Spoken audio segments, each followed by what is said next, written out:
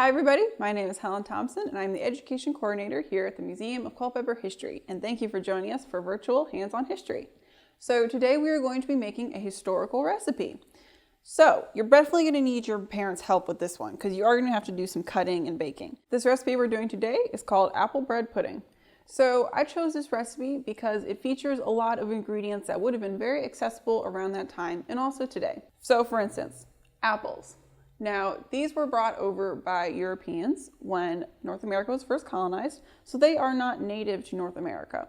However, they did go pretty well in the climate. So when European settlers were coming over, they had their apple seeds and they would drop them along the way as they traveled, intentionally grow orchards.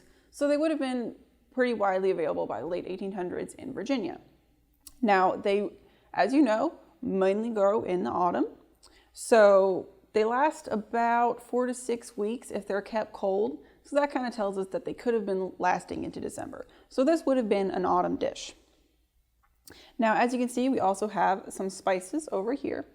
So nutmeg and cinnamon were pretty popular spices in colonial America. Again, these were spices that were brought over from Europe, but we are being historically accurate by including them in this recipe. We also have brown sugar over here. Cane sugar was also something that was brought to North America. And if you take cane sugar and molasses, that gives you brown sugar. And then of course butter, because butter we can get from milk, and obviously there would have been dairy cows in North America. So to start, we are going to slice our apples. I am going to suggest using green apples because they're a little bit more tart, and because we're using a good bit of sugar and sweet spices in this, it's going to help to have a little bit of a tart contrast. So we're just going to start by cutting our apples in half and removing the cores. You can do this however you like. If you have a fancy apple peeler, you can also do that. I am going to be leaving the skin on, but that is completely up to you if you would like to peel your apples. Now we want to make sure that we have all of our seeds out.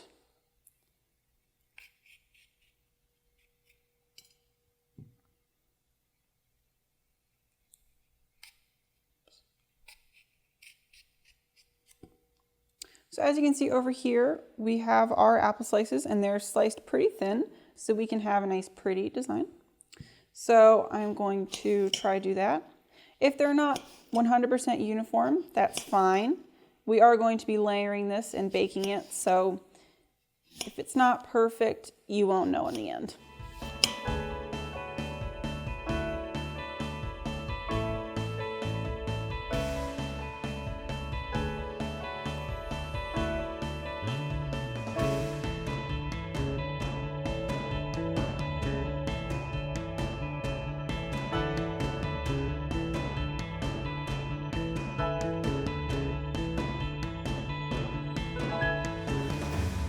So now that we have our apples nice and thinly sliced, we are going to start by doing our second layer of spices and sugar and butter.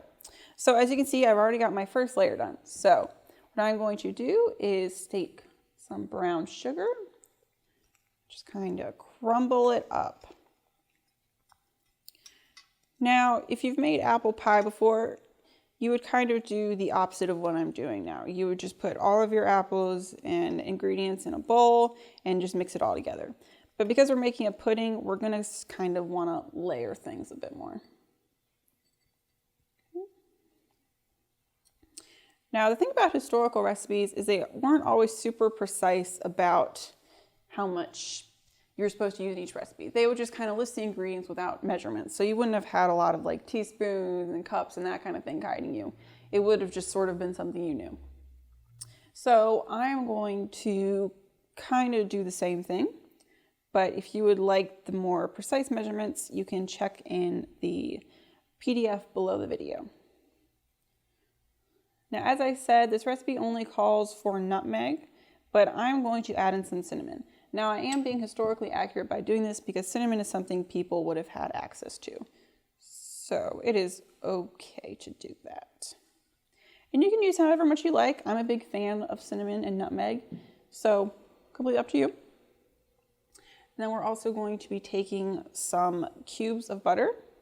Now, when you cut up your butter, you want it to be nice and cold so it doesn't get all stuck together. You're just gonna kind of evenly scatter this around, like so. Okay, now we can start adding our second layer of apples.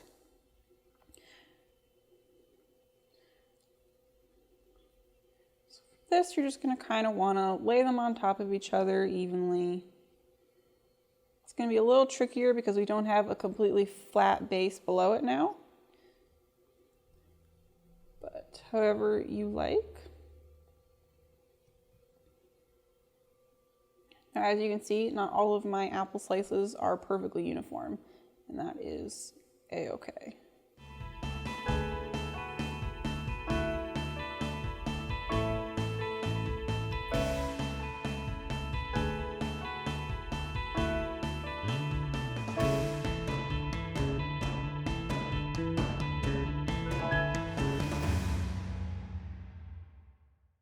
All right, now that your second layer of apples is done, we can go ahead and repeat what we did before with a little bit of variation. So again, we're going to take our brown sugar, crumble it up.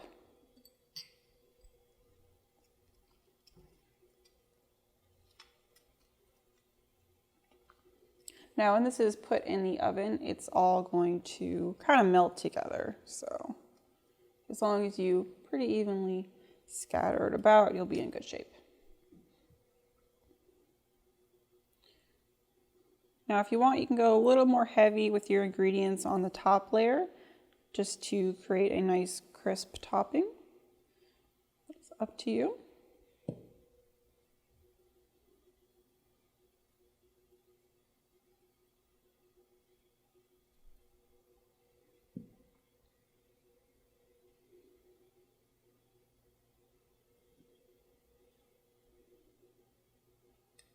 Okay.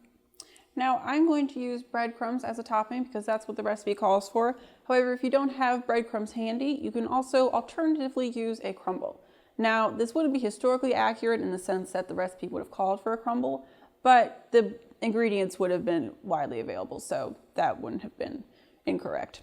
So to make your crumble, you're simply just going to want to take some flour, mix in your butter instead of crumbling it up over here, and then just throw in some brown sugar. And you can just kind of eyeball those measurements.